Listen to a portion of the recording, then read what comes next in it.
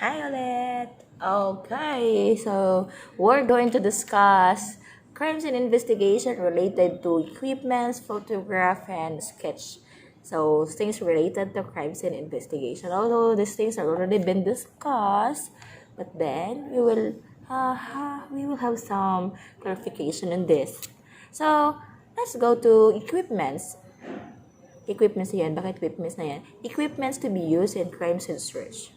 So, searching tools such as flashlights, magnifiers, and others.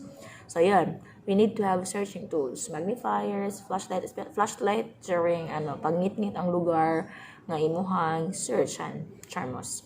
Magnifier kung gamay kag mata, joke lang. Magnifier para makita nato ang katong mga object may kayo nga di nato makitaan by just our naked eye kay medyo blurry tag mata, so kita nato magnifier. Or we can use any lightning device which we can have ultraviolet lamp wherein the ultraviolet lamp will be able for us to see those objects that we cannot see it by the use of our naked eye, but somehow dapat ngit-ngit nga lugar. Charmos. Another is sketching instruments. So, sa sketcher, dapat na siya sketching instrument. Dapat na siya katong drawinganan. Katong pad nga hawirang mag-drawing. Siyempre, ballpen, lapis di ay. Dapat na siya lapis to draw. Okay? Measuring device such as compass, steel tape roller, or any measuring device that could be used in measuring. And that's the rule of the measurer. Diba? Natay measurer. So, si measurer dapat na siya measuring device. We also have recording materials like chalk, wrapping paper, sketching pad, clipboard, and paperboard. So, recording material. So, recording material para na siya sa katong master note taker. Dapat na siya recording material wherein dito siya magsulat sa mga tanan na obserbaran niya or anything information related to the crime scene. Dapat iyahang in-note. Another is collection of evidence such as cutting flies, knife, screw device, dropper, forceps, fingerprint equipments, stylus, or anything that is being used during the collection of evidences. Preserving material, so we can have preserving material such as yung tube, yung sudanan sa mga evidences. Those are samples of preserving materials, yung mga containers. Ano naman containers? So, under sa preserving materials, we have containers, so like bottles, envelopes, test tubes, pins, tampons, and others. Pero preserving materials will also like cotton, kanang asa ibutang ang katong mga dugo, gusto na dira kung uga na siya. Another is label and seal, so evidence tags. So dapat na yung mga tags, evidence tags. So mga label and sealed, like gum labels, selling wax, or grease. Those are examples of equipments to be used during crime scene search. So, yan na, timanan ninyo. Those are the materials. Because maybe one day you are one of the team of the crime scene search processor. Crime scene investigator. SOCO, scene of the crime operatives. Charmos. Next is photographing the crime scene. So, how to photograph the crime scene? Dali na kayo ingon nga mag-picture. Picturean ang crime scene. Of course, we need to consider what are the necessary elements or things that you need to consider during photography. Hindi naman yung photograph na picturean lang nimo. Dapat tan-aon po di mo kung unsa nga angle ka na picture, unsa nga lens mo gigamit, unsa nga lighting condition kay pareha karon digital. So, it can be filtered, di ba? Pwede siya ma-filter. Ma-deform ganitong naw nga tambok kayo mahimong niwang. Ang bugason nga naw mahimong hamis. Nakagluta drip joke lang. So, permanent record of the crime scene. Photograph is considered as the permanent record of the crime scene. Pero kung baratohon ra nga photo paper imong printahan, di siya mahimong permanent, girl, kay madaot ra dayon. Bitaw anyway. Permanent record ang photograph. But anyway, because of digital, we can keep the files in the devices or even in our accounts, di ba? So the first step in investigation of any crime is to photograph all aspects of the crime scene completely and accurately before any object of evidence is removed or disturbed. It is better to take too many photographs than too few. So photograph is very important because it is one of the basis during reconstruction of the crime scene. So, pag may reconstruction, so wala na din ang crime scene. So, unsa may basis nila para mag-reconstruct. So, ang photograph is one of the basis in reconstructing the, or during reconstruction of the crime scene. So, of course, during investigation, crime scene search, before na siya i-remove, before na siya sudlon, before na tanan-tanan, dapat i-photograph din siya. Okay? So, we have the general view wherein they are going to photograph the local, the surrounding of the crime scene, as well as the crime scene as well. So, photograph is very important. Remember that, guys. Okay. So, kinds of photograph, we have the long range, the mid-range, and the close-up. We also have the extreme close-up, actually. But when we say long-range photos, this is the photos of locality, point of ingress and egress, normal entry to the property, exterior of the building premises, the street signs, rather identifiable, that will establish the location, which is taken to portray the areas as if a person viewing the scene is seeing it from the standing position. The photographer takes the photograph with the camera at eye level. So in other words, the long range or the general view, this is the photograph of the locality. Or this is the photographs to be taken with the photographer that will describe the location of the crime scene. Kasi the location will identify the point of entry and the point of exit. Asa ni sulod ug asa ni exit. So, asa ning agi ug asa ning gawas. So, it could be either the point of ingress and egress, point of entry and exit, normal entry of the property, the exterior of the building, kung nasa building, the street signs or other identifiable that will establish, sabi nga, that will establish location, which taken to portray the areas as if a person viewing the scene is seeing it from the standing position. So in other words, the photographer will photograph that one in eye level. So di siya pwede mo hapa pag picture ha, siya pwede mo luhod, dapat eye level. Mara siya nagtindog na photograph.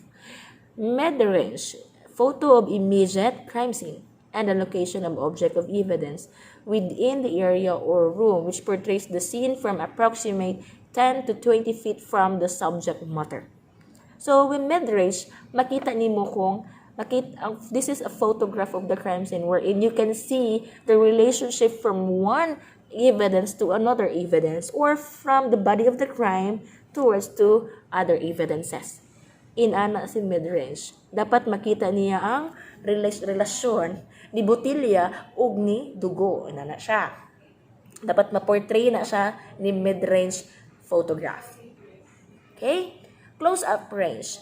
This is the photos of specific evidence. So in other words, from the word itself, specific evidence, mao na ang picture, ang photograph, ang photograph sa usa ka ebidensya, specific evidence. So it could be either approximate 5 feet or less from the subject matter. So, stands of the hair, fibers, footprints, blood stains, fingerprint, kung kaya i-photograph ang fingerprint, kung visible ang fingerprint. So, inana si close-up range. Ma'am, unsa man po to si extreme close-up?